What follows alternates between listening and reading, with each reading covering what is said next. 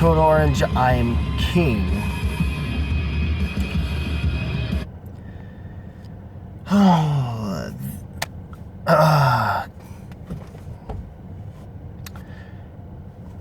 Second studio album.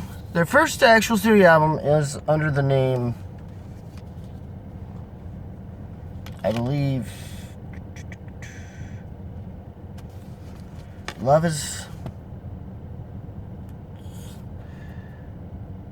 well, it's a long title, actually, and somehow, if you're not, haven't been used to it as long for me, I guess, you're gonna forget it. But apparently, beforehand, they were known as Code Orange Kids. They got rid of the kids part, and I'm gonna talk about the band after that, and starting with this. I want to keep this version short because I'm not as attached to this one as another one I'm going to talk about later in this video. But yes, Code Orange's I Am King. They basically were a Pittsburgh-based hardcore band, driven band, and those earlier stuff is definitely more hardcore-based driven. That is of the more heavy hardcore variety. That is more metal tinged, but still very much straightforward hardcore punk. Then the band kind of started to dabble and start to evolve more into being a metalcore type band, to the point of encompassing more elements of the more sludge metal, post-hardcore types, while also diving into being almost borderline deathcore at times, if not possibly death grind, or just even having some grindcore-ish elements. In terms of, minus the more vegetarian type things, it's more just I think it's more deathcore, really, given that it's just more about pummeling you down, and there are many bands that have kind of wound up being kind of lumped in with the new metal, with this idea of mixing new metal into metalcore, at least that second wave that this band has been, though not nearly as much as what we'll get to eventually. The band's consisting of, up to this point, being bassist Joe Goldman, vocal shared duties between guitarists Eric Balderos and Reba Myers, as well as drummer Jamie Morgan, who seems to be the really more closer to being more the front man, given what interviews we've seen with him. And plus, you do see a slight progression, I guess, given that in the back, and this was their second album on the Death Wish, apparently, since their previous one under Code Orange Kids' names. I believe that would be, I think it's more the other way around. I think that's really guitarist Balderos. That's bassist Joe Goldman, I believe. And of course, there's Reba Myers, and then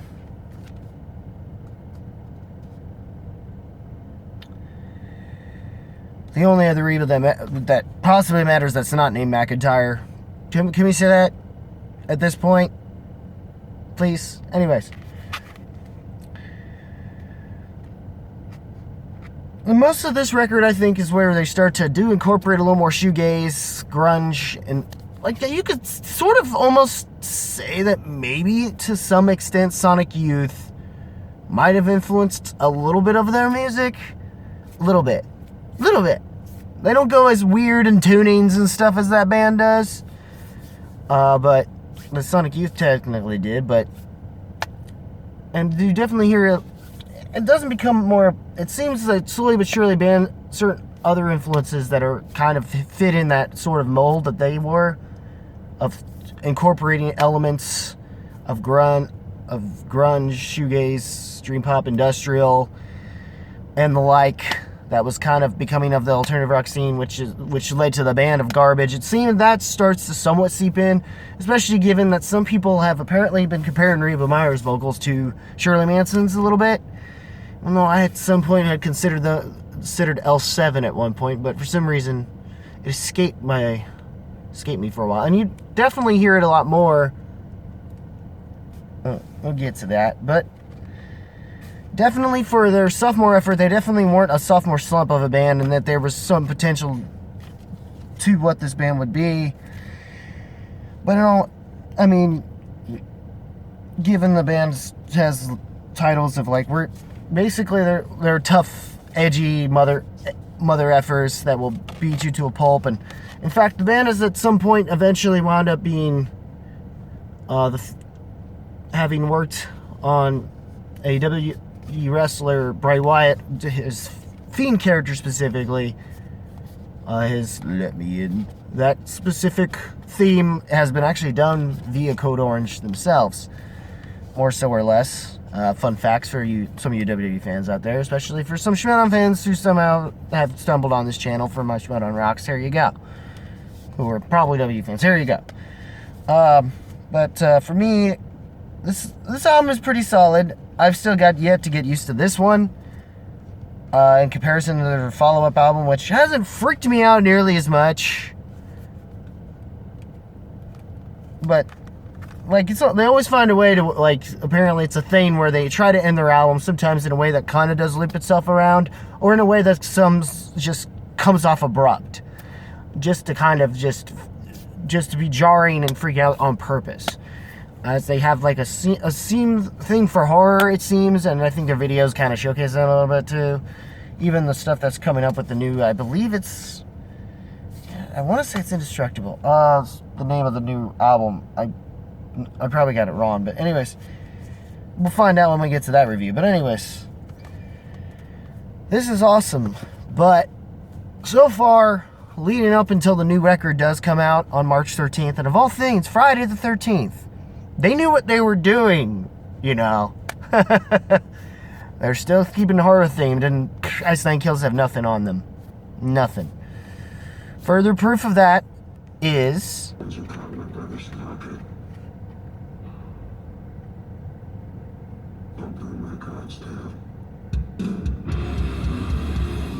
Forever.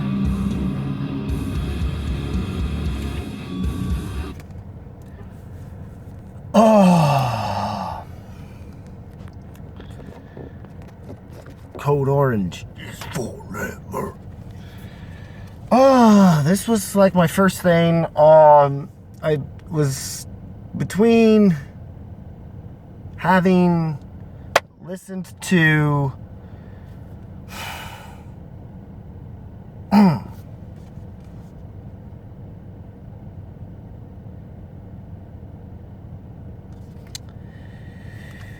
this specific record when it had come out. I had already put this out. They made like at least top 15 in the year it came out, which was 2017. I didn't get a chance to hear the EP.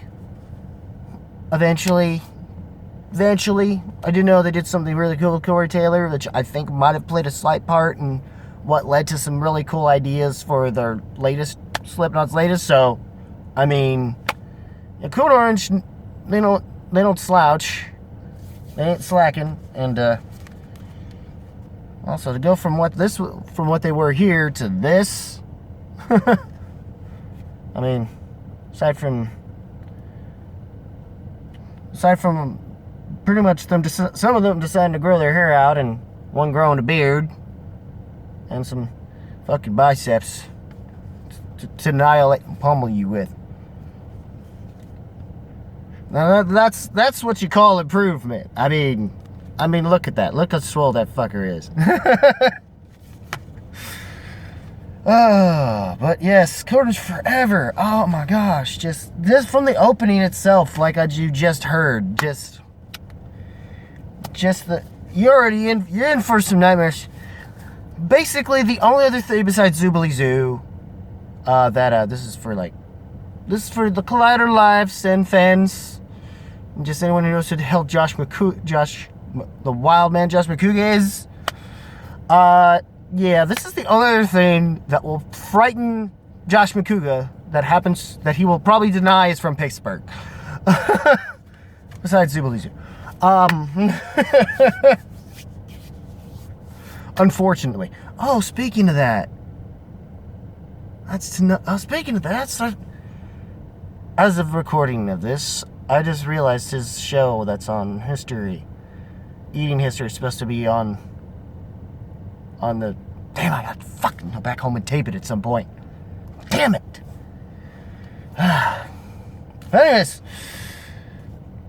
from even just there's this with this record, they improved a lot more, and they definitely focused way even more on their industrial samplings and just and definitely started focusing a little more on a lot more shoegaze oriented alt metal stuff, and even Riemeyer's vocals had improved. You could tell that even the production had improved. The fact that though, speaking of mixing from Kurt Ballou from Intronaut, apparently production-wise, these past couple albums, at the very least, I don't know if they knew about the new one, have been freaking done by Kurt Ballou of Converge. It has the extra Converge stamp. I mean, come on. There's no wonder there's comparisons that some people have been putting on them here, you know? It's like, come on. I mean, Kill the Creator, they're just pummeling you mostly. Even for 3 tracks straight from Forever into Kill Creator and Real, where they basically have the "This is real now, motherfucker."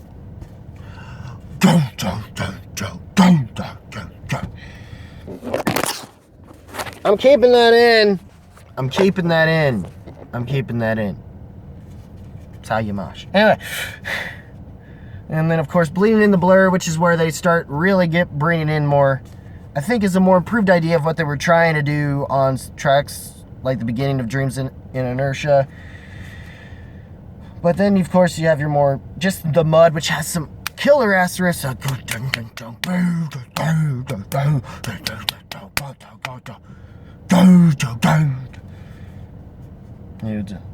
So your New Reality Spy. I think Ugly is probably the one track where they focus. I'm trying to figure out which one of you motherfuckers did the clean. One of you dudes did the cleans on this one. I know usually Reba's the cleans chick usually, but when it comes to cleans, I'm not sure if it was. Gosh darn it, T-Man. If it was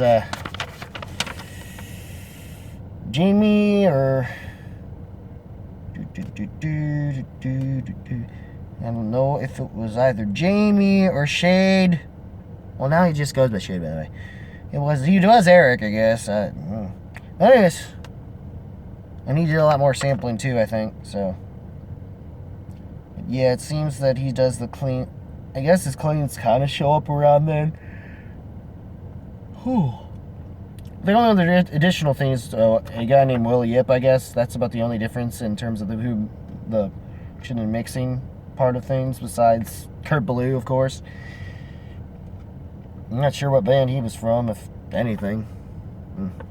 Unless he was someone that had worked with Kurt Ballou on past albums with Converge. But yeah. And apparently Bleeding the Blur has Arthur... Shout out to Arthur S. on guitar solo. Not too much of one, I guess, but it's a pretty decent one for what since they usually don't do solos, you know, because they're more punk than metal essentially. But even though they're definitely bringing the metal here more so, they've progressively gotten more metal, brought in more other things of genre pushings of industrial, and you could tell compared to the other bands that some people would compare them with being your Attilas, your Keener Trends, and whatever that other band is that I shouldn't even bother to remember. But none of them matter. It's Code Orange, and that's it, guys. These guys are legit, and they will make sure you know it. And they find ways to keep you under their spell with how to do things. Even their so much softer-ish tracks are kind of do find ways, including the final track of Dream 2, which is just the whole more horror-esque score things, the feel of a score in itself, and it's just the insanity of it all. And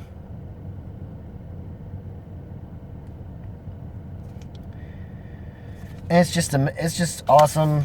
I can't wait to just, oh my god. as far as like this one, it was a thumbs up. That was getting into that territory, and they fully reached it to the point of possibly reaching Master Class. But of this upon reaching Master Class within Forever. That's what my thoughts on Code Orange up to this point, or at least at the point of which they have gone under that name and not Code Orange Kids. Basically showing they've matured themselves by doing so, I guess. So yeah, that's sort of a brief little summary and some of my thoughts, and I'm looking forward to what I have heard for Indestructible, even though I've kind of already know a little bit, given Swallowing the Rabbit Hole mostly, and then the title track that apparently is the closing of this album. Whatever that cold opener thing they're going to have, it's probably going to tie itself around somehow. We'll see. I was told it's a lot more industrial going on this record than past ones, so, and it does sound like it a bit, but I don't that they're not getting rid of what everyone loved about them in this last record, Forever.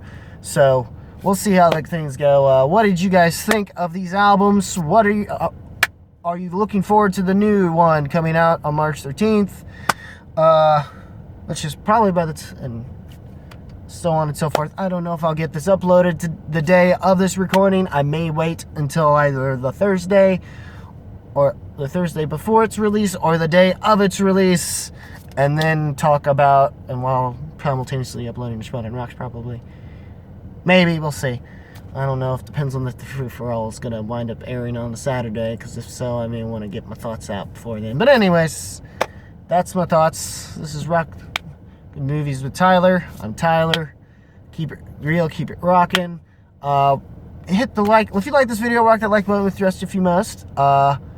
Link in the description of my Facebook page.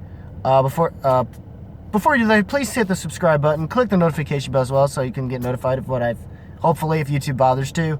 I'm not sure it really does, because it seems things have been slacking even for my album reviews lately. And it's scaring me a lot. Because usually those at least do get pretty up there.